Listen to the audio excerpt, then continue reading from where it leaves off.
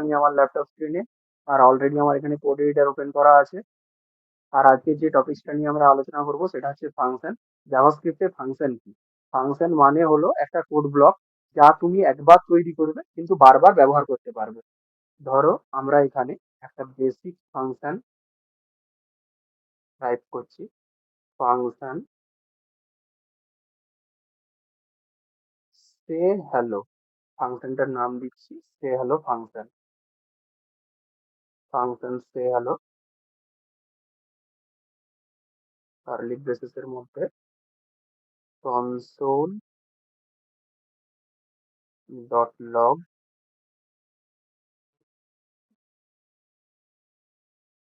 এখানে দিচ্ছি hello world.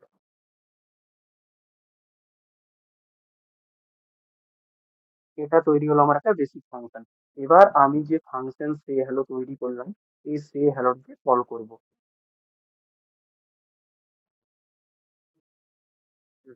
Function সে hello.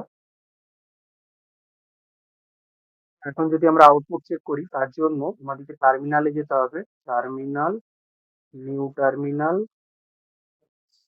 ডিজেএস, enter, node, script dot JS. তো এখানে দেখো অলরেডি আউটপুট চলে আসছে হ্যালো ওয়ার্ল্ড। আমি কনসোল ডট লগ এর মধ্যে হ্যালো ওয়ার্ল্ড কে রেখেছিলাম, আর সেটা আমার আউটপুটে শো হচ্ছে। তো এখানে সিম্পলি কি করলাম, এখানে একটা ফাংশন তৈরি করলাম সে হ্যালো নামে। সেই ফাংশনটাকে আমি এখানে কল করছি। আর কল করতেই যে লেখাটা আমি কনসোলের মধ্যে রেখেছিলাম হ্যালো ওয়ার্ল্ড, এটা এখানে শো হচ্ছে আউটপুটে। তো এটাই ছিল বেসিক সিনট্যাক্স ফাংশনের। এবার আমরা ফাংশনের প্যারামিটার নিয়ে আলোচনা করব। তার জন্য ফাংশন,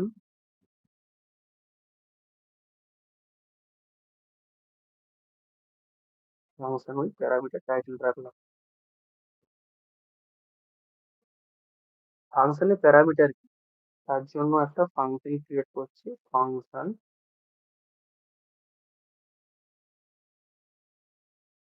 গ্রিট। প্যারামিটারকে বসাচ্ছি নেম,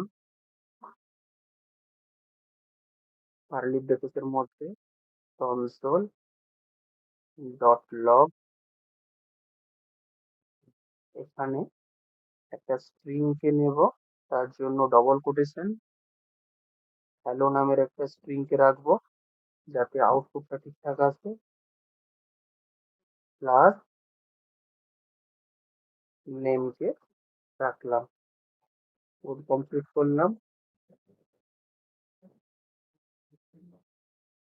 এবার আমরা এখানে ফাংশনটাকে কল করব, গ্রিট, গ্রিট ফাংশন। এর মধ্যে কাকে পাস করছি,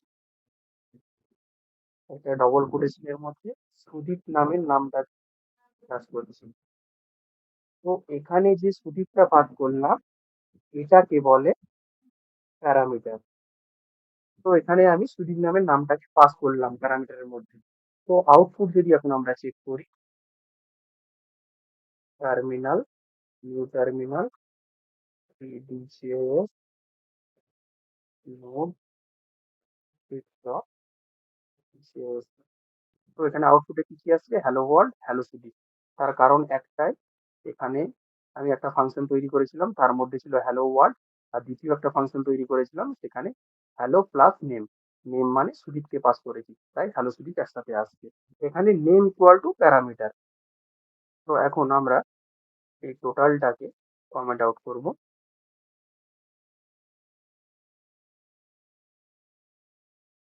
আমরা এখানে দেখলাম ফাংশন কি, ফাংশনের ডেফিনেশন, তারপর একটা নর্মাল ফাংশন তৈরি করলাম, মানে বেসিক সিনট্যাক্স যেটা ফাংশনের সেটা তৈরি করলাম।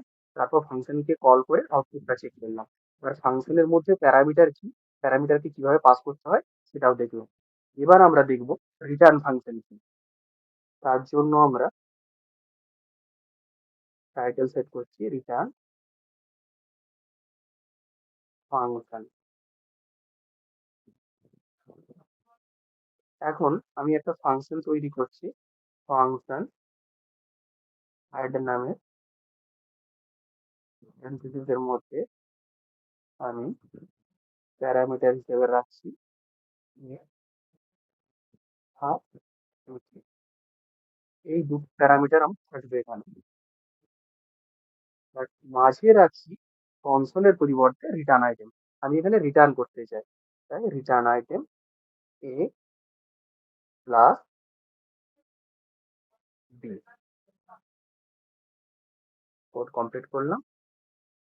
এরপর লেট রেজাল্ট নামের একটা ভেরিয়েবল নিচ্ছি, তাতে কি স্টোর করছি, এক প্যারেন্থেসিসের মাঝে আমি ধরলাম এখানে দুটো প্যারামিটার লাগিয়েছিলাম, এ বি, এর মান 5 আর বি এর মান 3।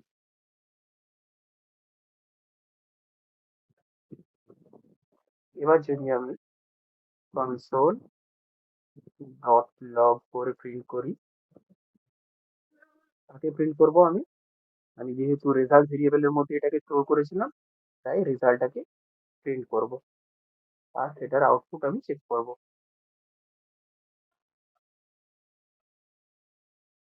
এর জন্য আমি যাব টার্মিনালে, new terminal, cdjs node script dot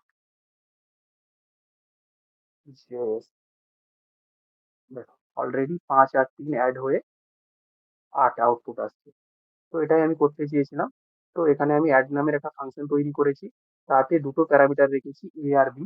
এখানে রিটার্ন করছি আমি এ প্লাস বি, মানে এ আর বি কে যোগ করছি। তো লেট রেজাল্ট নামের একটা ভেরিয়েবলের মধ্যে স্টোর করছি কাকে, অ্যাড ফাংশনটাকে।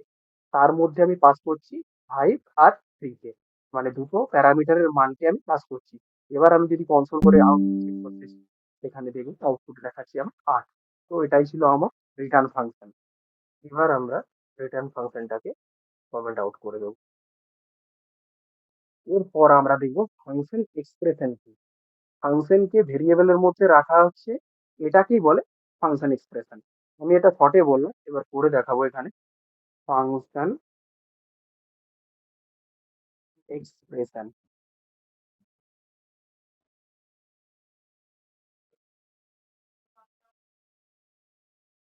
তো তার জন্য আমরা একটা ভেরিয়েবল নিচ্ছি কনস্ট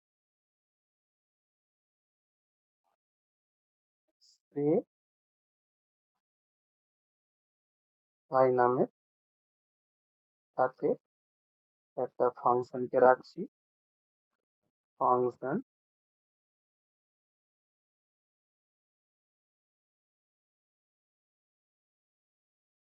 এখন আমি কনসোল করছি, কনসোল ডট লগ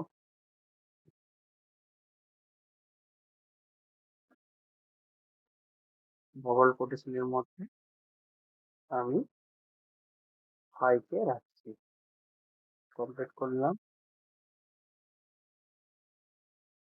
এখানে আমি কি করব, এই ফাংশনটাকে কল করব, সে হাই, কন্ট্রোল সি। এখানে নর্মালি আমি যে ভেরিয়েবলটার মধ্যে স্টোর করেছিলাম সে হাই, সেটাকে কল করছি, কন্ট্রোল ই।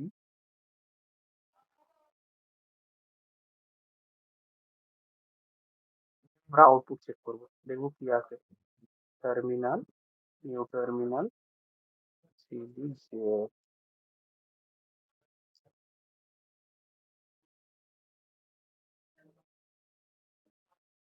এখানে হাই যেটা দিয়েছিলাম কনসোলের মধ্যে, সেটা এখানে প্রিন্ট হয়েছে। তো আমি এখানে কি করলাম, নর্মালি একটা ভেরিয়েবলের মধ্যে এই ফাংশনটাকে রাখলাম, সেই ভেরিয়েবলটাকে অ্যাজ এ ফাংশন হিসাবে কল করলে সেখানে আউটপুট আমার চলে আসলো যেটা কনসোলের মধ্যে ছিল। আমরা আজকে কি কি করলাম, ফাংশন কি, ফাংশনের ডেফিনেশন নিয়ে আলোচনা করলাম, একটা ফাংশনের বেসিক সিনট্যাক্স কি, ফাংশনকে কিভাবে রেডি করতে হয় সেটা দেখলাম। এরপর ফাংশন উইথ প্যারামিটার, মানে ফাংশনের মধ্যে কিভাবে প্যারামিটারকে রাখতে হয়, কিভাবে পাস করতে হয় সেটাকে, প্যারামিটার কি সেগুলো দেখলাম। এরপর আমরা রিটার্ন ফাংশন নিয়ে কাজ করলাম। রিটার্ন ফাংশন কি, কিভাবে কনসোলের পরিবর্তে রিটার্ন আইটেম করতে হয়। লাস্ট যেটা করলাম সেটা হচ্ছে ফাংশন এক্সপ্রেশন। ফাংশন এক্সপ্রেশন কি সেটাও আমরা আলোচনা করলাম।